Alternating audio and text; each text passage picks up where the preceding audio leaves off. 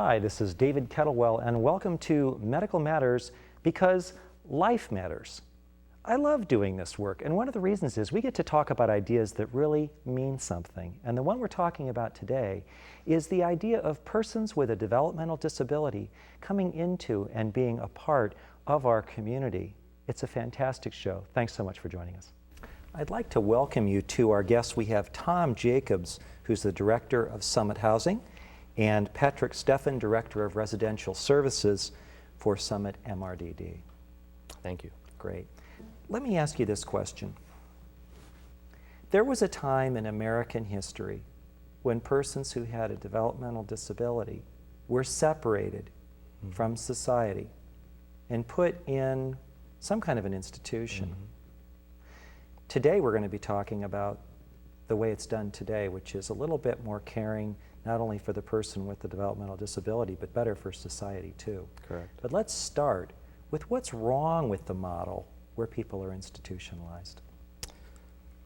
Well, I think, to your point, what we've found is that by providing residential services to folks in the community, we are able to provide staffing at a much more intimate level than some of the old institutions.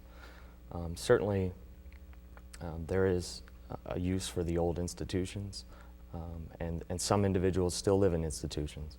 But we found a vast majority of the folks are served best by living with some of their peers, with one or two staff in a home, and it allows them to function in a greater independence in the community.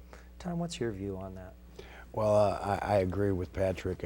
It just brings them back into the community where they live, or where they originally came from, and get to live in their community and enjoy all the benefits of life has to offer. Sure. And I think, I'm not an expert on this topic, but I would say that I would far prefer, personally, if I had a developmental disability, to be in the community, Sure. waving at folks, seeing the dogs bark up and down the street, being able to go for a walk, walking in the parks, and enjoying that interaction with other human beings. Right, exactly. That socialization is important to all of us. Exactly. Everybody in society wants that. So it seems to me like a wonderful endeavor to be moving towards. Sure. Why don't we start maybe if you can describe how does the whole idea of a residential home work? We find individuals that are adults, need somewhere to live.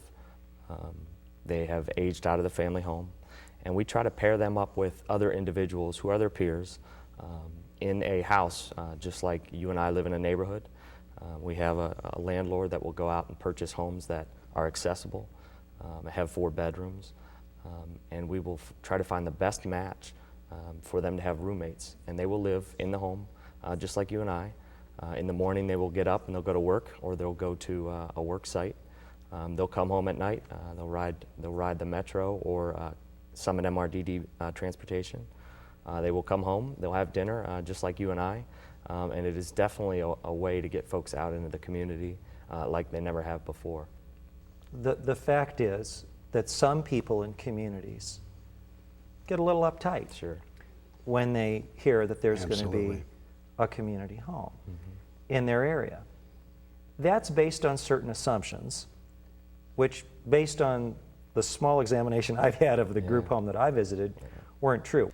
And the other thing I would note is I think to a lot of folks it's the great unknown. If they haven't been exposed to folks with MRDD, they really don't know what to expect.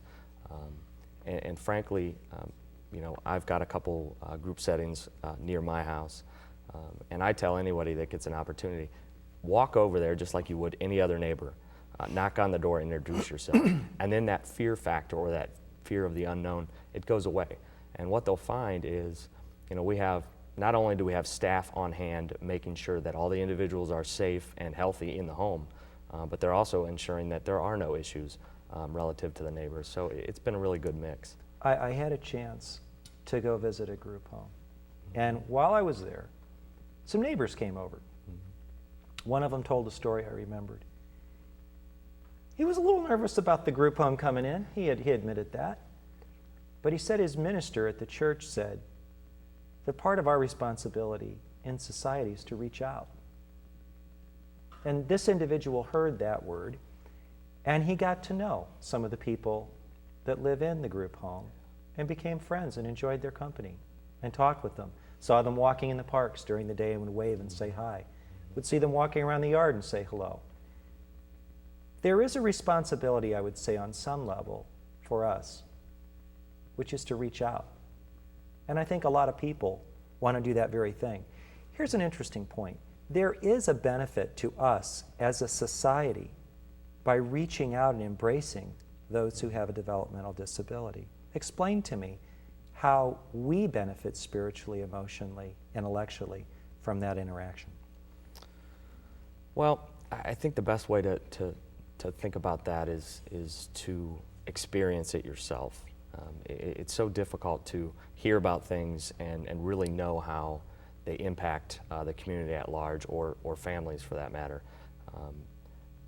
But I would encourage folks, come over to Summit MRDD, spend a day in the workshop, spend an hour in the workshop, go to a house, visit the folks, talk to some of the family members and some of the board members helping run this organization to see the kind of impact we've made on people's lives.